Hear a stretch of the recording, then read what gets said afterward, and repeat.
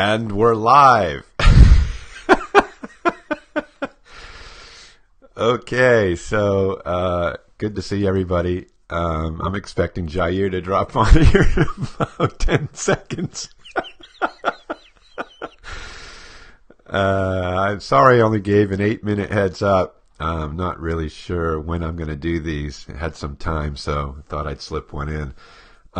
What are we doing? So today we're looking at the number 2 things that never work. There he is! Jair, I just predicted you'd be on in about 10 seconds, and there you are with the hallelujah. Oh, I always appreciate you being there, buddy. So anyway, yesterday we talked about the 10 things you should never do in a relationship, and the first one we talked about was never say you make me a better person.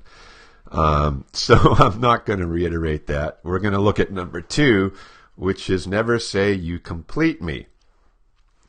And so I'm going to go ahead and switch to a screen share and talk about this just for a little bit. We're not going deep into these things. We're just scanning them. We're just touching on them in an effort to get you some information that you can take from here and move along with it in your own way. So number 2 things that you should never do in a relationship: never say you complete me. So a couple things here. Your brain is not fully developed until age 25 or 26. And all that we are is pretty much encapsulated in our brains, in our minds. Now, for more information on this, you should read my book, The Angry Brain, when I talk about our living mind system, based upon the Aristo's personality model. Very powerful stuff, and I'm going to just really lightly touch on it right now. But you can get the benefit of the rest of that information in the book, The Angry Brain. And that's on Audible, by the way, so you can listen to that book, which is awesome. So your brain is not fully developed until age 25 or 26. There's nobody else in your brain but you. So sharing space with another human being doesn't complete your mind in any way.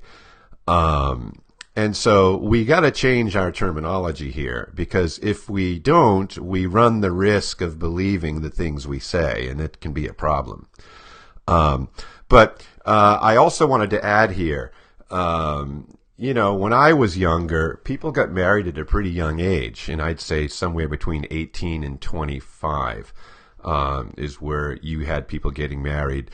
Traditional families, Judeo-Christian traditional families, still marry pretty young, as a rule, for whatever reason. But there is a trend that's crept in over the last 20 years where the age for marriage is climbing, which is a really good thing. I wouldn't suggest anybody get married till age 30 at this point in my life and career. As we change and we grow and we learn, we get usually a little bit wiser as we get older. We learn more, and life is a series of learning events. And through those events, we learn what works, what doesn't work, what works better, so forth and so on. Slide number 2, our living mind system. So your brain is made up of 3 components, basically: your energy system, your orientation system, and your self-affirmation system. Now, you can see all this in the Angry Brain book in a lot more detail. But just to cover this briefly, your energy system is your unconscious behaviors, which are spawned by your primary emotions. You've heard me, if you've heard me ever, talk about this a lot. Anger, optimism, patience, and fear are the primary emotions that, when these primary emotions have differing intensity sets, it creates a particular kind of an energy system that is unconscious to us. It's a character base. All of this is in the Angry Brain book. And through that character base, we approach the world. Our orientation system is purposeful direction. And what this is it's once we logically and rationally through our neocortex plan out specific things in our life and in our world, then our behaviors are now on purpose. And so the orientation system is those things we do on purpose once rationalizing those efforts. And then number 3, our self-affirmation system is basically a product of 1 and 2 and become predictable actions that we use for forming solutions in the world. In other words, once you get to know somebody, you can pretty much begin to predict their actions for forming solutions over a period of time. And this is because our energy system and our orientation system sort of unite as a team effort in making things happen in the world, however you do that. And there's different ways of doing it, which we discuss in the book. Hey, Tiffany. Good to see you. So understanding your living mind system is crucial for relationship maneuvering. So to reiterate, never say in a relationship, you complete me, because it's impossible for another person to complete your living mind system. Relationships consist of 2 separate living mind systems. So when you get in relationship with another person, your living mind system now shares space with another living mind system. And it's important to understand how that works. So to give you a visual, placing another car in the garage doesn't complete the car that's already there. Okay? So this is what you need to understand. There is in no way a completion of one from another. How about complementing? Okay, what does that mean? And I think I'm going to answer that question as I move forward here. So just give me a few minutes, Stuart, and I think I'm going to answer that for you. So placing another car in the garage doesn't complete the car that's already there. And that's a key element for you to understand. Now, when we try to complete one another, it creates problems. And so, relying on another person to complete your living mind system never ends well. You can't combine the cars. It's just not possible. And this is why most relationships end in tragedy. And so statistics are on my side here. Relationships don't work out well. As a rule, it's difficult to spend a long time with another human being and have that relationship, function well. It doesn't function well on its own. It's pretty much a full-time job of each individual's living mind system working out all these particular details. So, we live a self-existence in a shared space. Now, this is what people need to really understand. We all live in a self-existence. And this self-existence, or what is known as separate existence, is us being ourselves with our own wants, needs, and desires. It's the combination of our energy system, our orientation system, and our self-affirmation system working in concert as an individual in the world. So we are housed in this body, the cranium, so to speak, the brain, and we see into the world or out into the world, and we see basically in 6 different areas. We have an outer world view, and we have an inner world view. In each of these views, there are 3 components. There's an intrinsic view, an extrinsic view, and a systemic view. And so this gets a little bit into formal axiology, which I don't want to expound on really, but what happens is, we have these categories that create our particular world view, and everybody has their own world view. And everything out there either fits in the worldview or it doesn't fit into that worldview.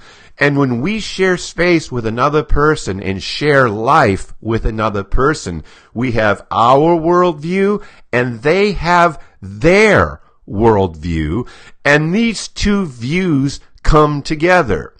And this is why it's so important to understand how each other thinks, how we see the world, how we interpret the world. It's all different, okay?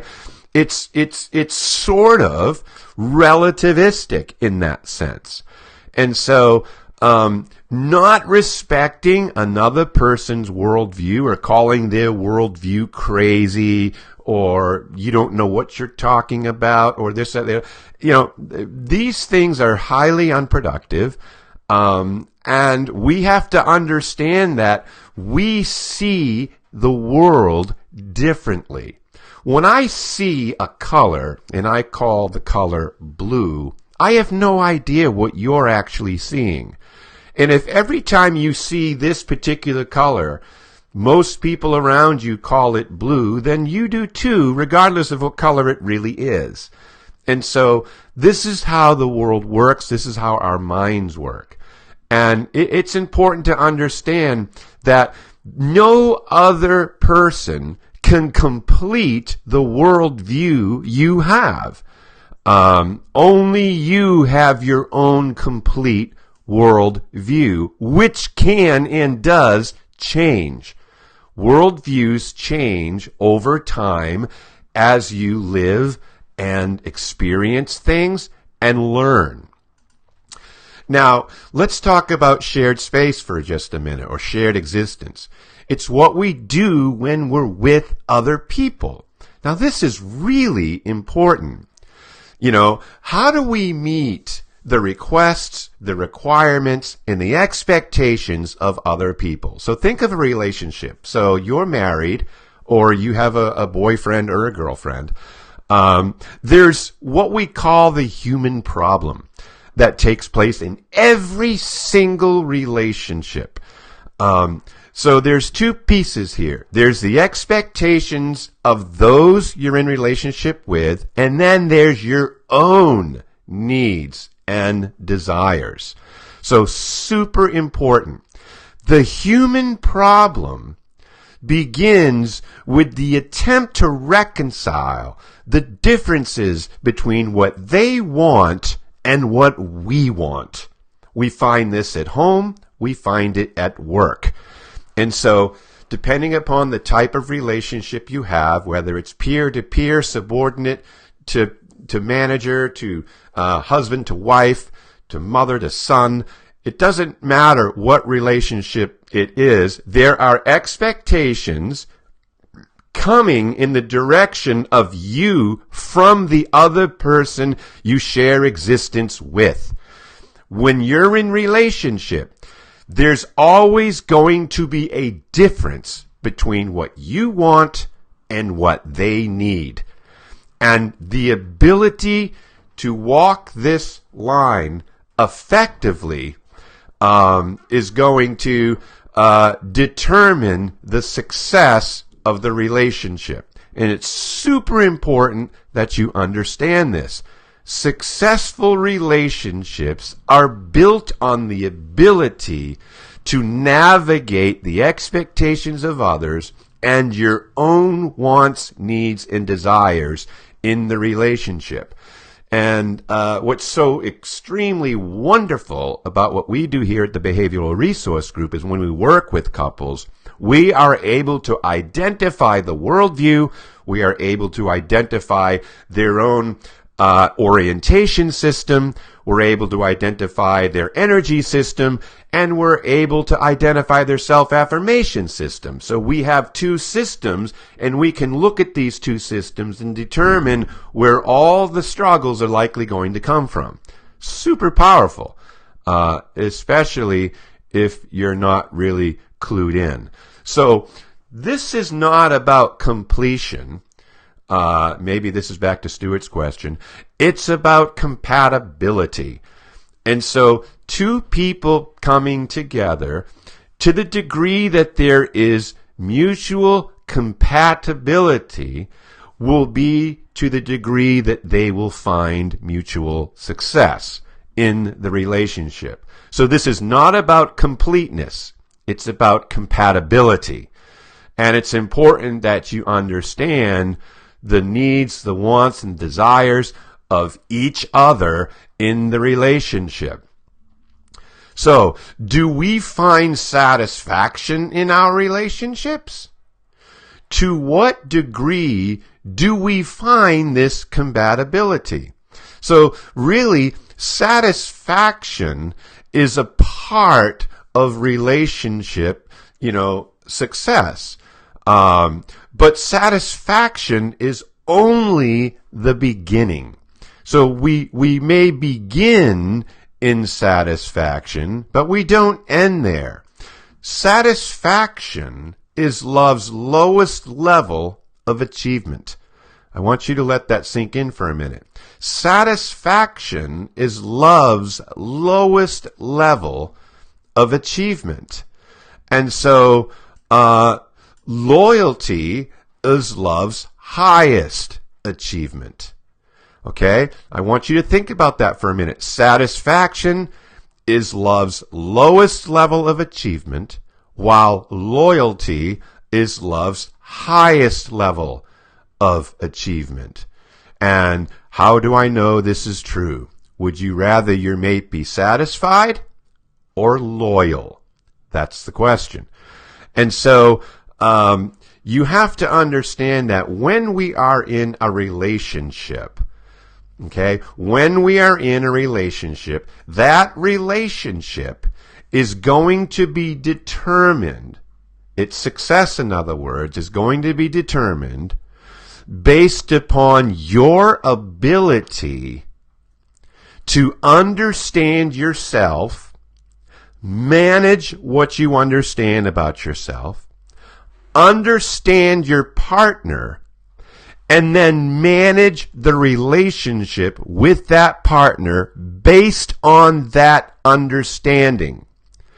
Oftentimes, people get into relationship, and for some odd reason, the goal becomes trying to change the partner's way of thinking, worldview, how they approach problems, challenges, and opportunities. It becomes, the main goal to affect or to influence the other person into becoming more of what we desire. The problem here is that we should have all these things worked out before that relationship ensues. And it never is. And I'm not saying it's easy to do, but it seems to me that not a whole lot of people even bother attempting it. And so, what you see is not what you get. And if you've been married for any length of time, you know that what you got isn't what you saw. And so, as a rule, that's the way it is. The other thing is, people change. Their brains change.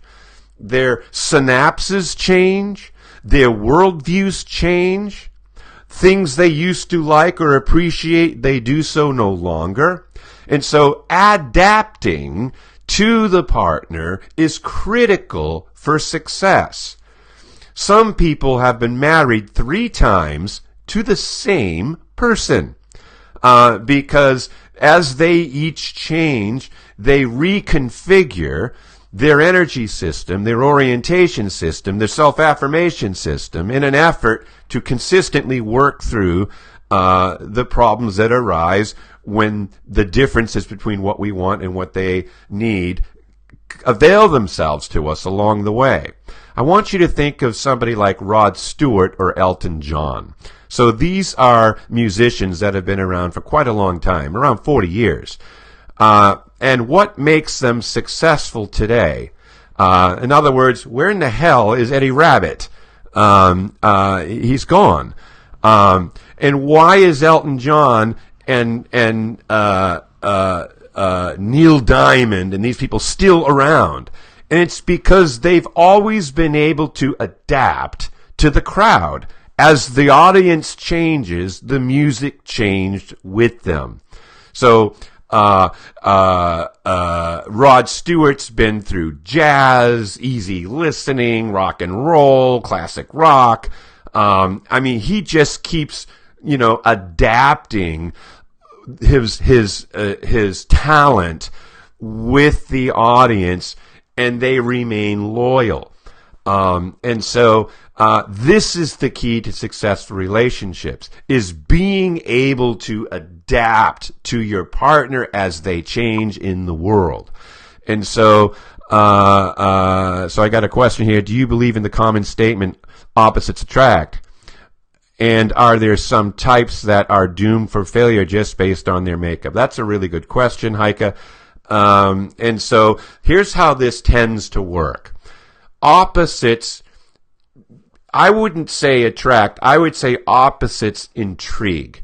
Opposites intrigue in behavior. And so when behavioral orientations or the energy systems are at opposing ends, so what does that look like? So the opposite of fear is optimism, and the opposite of anger is patience.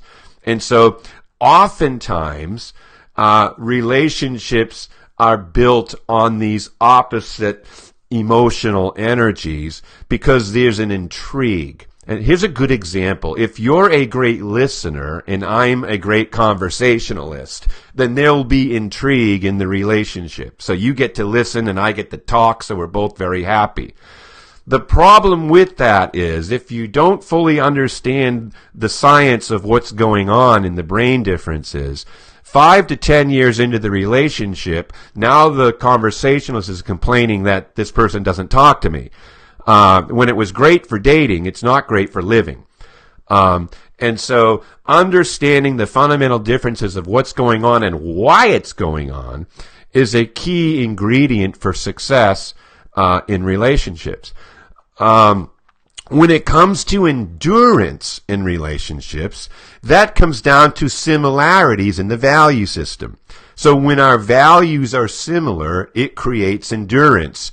When our energy systems are at polar opposite ends, it can create intrigue. And the combination of the two tends to work fairly well for relationship success. Does that mean that people that aren't opposites in the energy system don't attract or get together? No, it doesn't. That does happen. But more frequently, we do have the opposites in the energy systems finding an intrigue / attraction in the differences simply because it's novel. And so most relationships, have this dynamic. There are exceptions, and there's plenty of them, but that's not a sink or swim.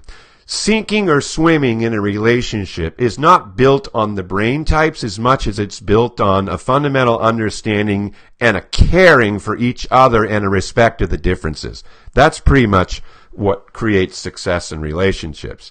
So if you have a psychotic partner or a sociopathic partner who is bent on serving the self at the expense of the partner, that becomes a problem. So, the opposite of love is not hate emotionally. The opposite of love is lust emotionally.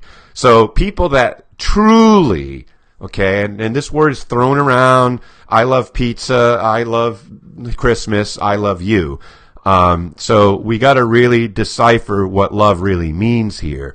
But true experiential love says, I want to do for you at my personal expense. Whereas true lust says, I want you to do for me at your expense. And so, oftentimes, and I see this a lot when working with people, there are people that live a life of usury. And what they do is they just use each other, because it's emotionally convenient. But when the chips are down, things go sideways. You can't use each other. And we'll get into this when we talk about, number 3 in our list of nevers. So I'm going to end with this, because I got some work to do. But remember, never say you complete me. You are complete in yourself, and then you share space with other people, especially in relationship. And then whoever most successfully navigates the differences between what they want and expect of me versus what I want and expect of myself, they tend to have the greatest degree of success. So thanks for listening. I'll put this on the YouTube channel as number 2 in the series, and we've got 8 more to go. So thanks for tuning in, and we'll see you soon.